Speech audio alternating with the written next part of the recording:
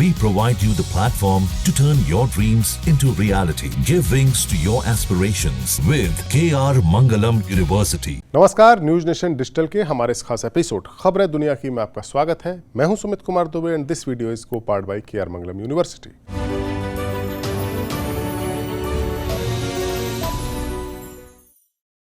पंद्रह अगस्त को रूस और अमेरिका के बीच यूक्रेन युद्ध को रोकने को लेकर बातचीत हो रही है। इस जंग के शुरू होने के बाद से ये पहली बार है जब अमेरिका के president Russian president Vladimir Putin से मुलाकात करेंगे। अमेरिका के अलास्का की ये मीटिंग यूक्रेन के साथ भारत को लेकर भी बेहद अहम हो गई है। अमेरिका ने भारत के सामान पर 50% टैरिफ लगाया है और उसमें से 25% टैरिफ रशिया से कच्चा तेल खरीदने के जुर्माने के तौर पर लगाया गया है। इस मीटिंग से पहले अमेरिका की तरफ से भारत के इस मीटिंग के कनेक्शन को लेकर दो बयान सामने आए हैं और इन बयानों में सीधे सीधे धमकी दी गई है, जिसका जवाब मीटिंग शुरू होने से पहले, मीटिंग यानी पुतिन और ट्रंप की मीटिंग शुरू होने से पहले ही भारत के पीएम नरेंद्र मोदी ने लाल किले की प्राचीर से दे दिया है। दरअसल पुतिन के साथ मीटिंग से पहले ट्रंप ने बयान दिया कि पुतिन मीटिंग के लिए तैयार नहीं थे, लेकिन जब रूस से कच्चे तेल की खरीद पर भारत पर जुर्माना लगाया गया तब जाकर पुतिन उनसे मिलने के लिए राजी हुए हैं। फॉक्स न्यूज के साथ बातचीत में डोनाल्ड ट्रंप ने कहा कि हर चीज का असर होता है। भारत पर लगाए गए एक्स्ट्रा टैरिफ के कारण उन्हें रूस से तेल खरीदने से रोक दिया गया है। रूस एक बड़ा तेल प्रोड्यूसर मुल्क है और उसका सबसे दूसरा बड़ा बाजार भारत है। जब आप अपना दूसरा सबसे बड़ा ग्राहक खो देंगे और पहला ग्राहक भी खोने वाला है तो इसका असर जरूर पड़ता है। ट्रंप की इस बात में जिस पहले ग्राहक का जिक्र हुआ है, यानी दूसरे ग्राहक तो भारत को बता रहे हैं, लेकिन जिस पहले ग्राहक का जिक्र हुआ है उसका मतलब है चीन। पूरी कहानी दरअसल है क्या? बात यह है कि जब से यूक्रेन युद्ध शुरू हुआ है तब से अमेरिका ने रूस की आर्थिक कमर तोड़ने के लिए उस पर तगड़ी आर्थिक पाबंदियां लगाई हैं। लेकिन रूस ने क्या किया? रूस की इकोनॉमी की जो जान है वो है कच्चा तेल और गैस। कच्चे तेल को बेचने के लिए, इससे पहले कच्चा तेल रूस का यूरोप में बेचा जाता था, लेकिन जब पाबंदी लग गई तो फिर कच्चे तेल को बेचने के लिए रूस ने भारत और चीन जैसे दो बड़े ग्राहक खोज लिए। रूस ने भारत चीन दोनों को कच्चे तेल की कीमत में डिस्काउंट दिया और आज की तारीख में भारत अपनी ज़रूरत का तकरीबन 40% तेल रूस से खरीदता है, जबकि पहले भारत यूक्रेन युद्ध शुरू होने से पहले महज 0.1 या 2% ही तेल रूस से खरीदता था। भारत से भी ज़्यादा तेल अब चीन खरीद रहा है, यानी रूस के तेल का ग्राहक नंबर 1 चीन है और ग्राहक नंबर 2 भारत। अब आपको ट्रंप की ये धमकी और ट्रंप की बात समझ में आएगी। रूस की इसी मजबूती को खत्म करने के लिए ट्रंप ने भारत पर तेल की खरीद को लेकर 25% टैरिफ लगाने का ऐलान किया है। अब हम बात करते हैं अमेरिका से आए भारत विरोधी दूसरे बयान की। पहला बयान ट्रंप का था, दूसरा बयान पुतिन के साथ ट्रंप की मीटिंग होने से पहले ये दूसरा बयान दिया है ट्रंप प्रशासन के वित्त मंत्री ने, और उन्होंने एक तरह से भारत को धमकी दी है। अमेरिकी वित्त मंत्री स्कॉट बेसेंट ने भारत पर फिर से एक्स्ट्रा टैरिफ लगाने की धमकी दी है। ब्लूमबर्ग के साथ बात करते हुए उन्होंने कहा है कि ये टैरिफ शुक्रवार को अलास्का में होने वाली अमेरिकी प्रेसिडेंट ट्रंप और रशियन प्रेसिडेंट पुतिन की मुलाकात के रिजल्ट पर डिपेंड करेगा। एक और अलग इंटरव्यू में फॉक्स न्यूज से उन्होंने बात करते हुए कहा, स्कॉट बेसेंट अमेरिका के वित्त मंत्री ने कहा कि व्यापार को लेकर बातचीत में भारत को ज़्यादा ही अड़ियल रवैया दिखा रहा है।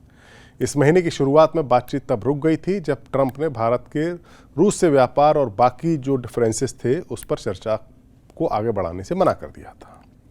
फिलहाल भारत के आयात पर 25% टैरिफ लागू है। इसके अलावा रूस से तेल और हथियार खरीद पर 25% एक्स्ट्रा टैरिफ 27 अगस्त से लागू होगा, अभी तक का जो स्टेटस है।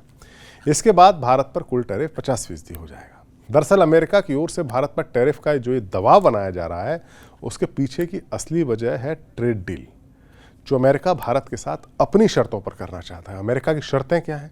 अमेरिका चाहता है कि उसके प्रोडक्ट्स को भारत के एग्रीकल्चर और डेयरी सेक्टर में एंट्री मिल जाए, लेकिन भारत इसके लिए तैयार नहीं है।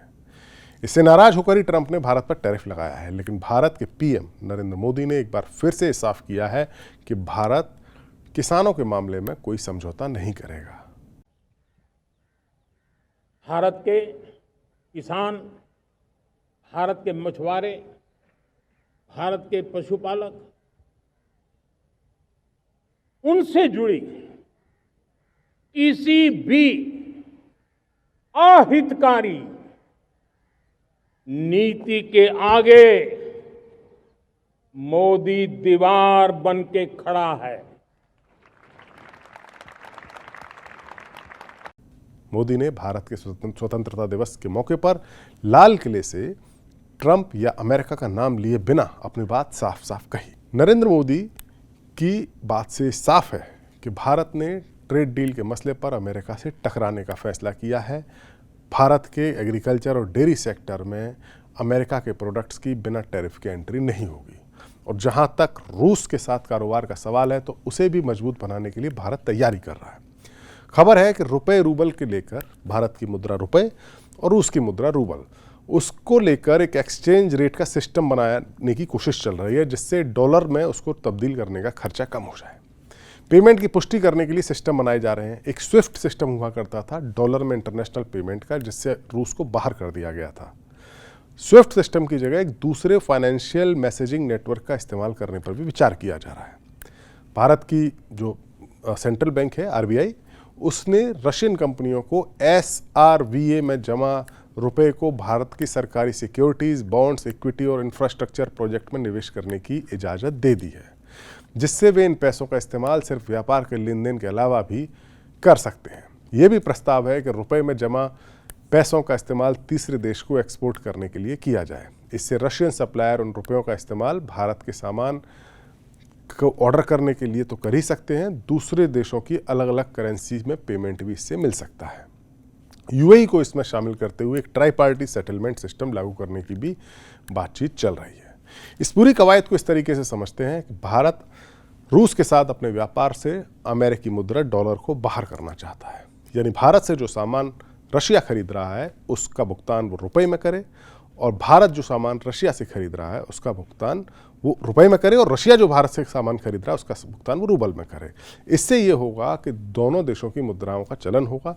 लेकिन समस्या ये है कि भारत रशिया से सामान बहुत ज़्यादा खरीदता है, तेल और हथियार, जबकि रशिया भारत से कम खरीद रहा है। नतीजा इसका यह है कि रशिया के पास भारत के रुपए के भंडार इकट्ठे हो गए हैं जिनका इस्तेमाल नहीं कर पा रहा है। तो वो भी हमने थोड़ी देर पहले जो आपको उपाय बताए, जो आरबीआई ने इजाज़त दी है, वो यही मैकेनिज्म है जिसके तहत रशिया के पास जो भारत के रुपए के भंडार इकट्ठे हैं उनको इस्तेमाल करें। यानी भारत अमेरिका के दबाव को न मानते हुए अपने एग्रीकल्चर सेक्टर को भी खोलने नहीं जा रहा है, और ना ही रूस के साथ कारोबार कम करने की कोई तैयारी है। हमारा ये वीडियो आपको कैसा लगा कमेंट सेक्शन में जाइए और अपनी राय हमें ज़रूर दीजिए। और आखिर में आप सभी को स्वतंत्रता दिवस की हार्दिक शुभकामनाएं। नमस्कार।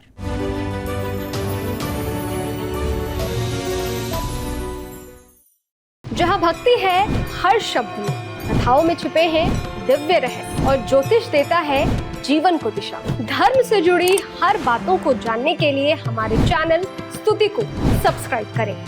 चैनल पर जाने के लिए इस लिंक पर क्लिक करें।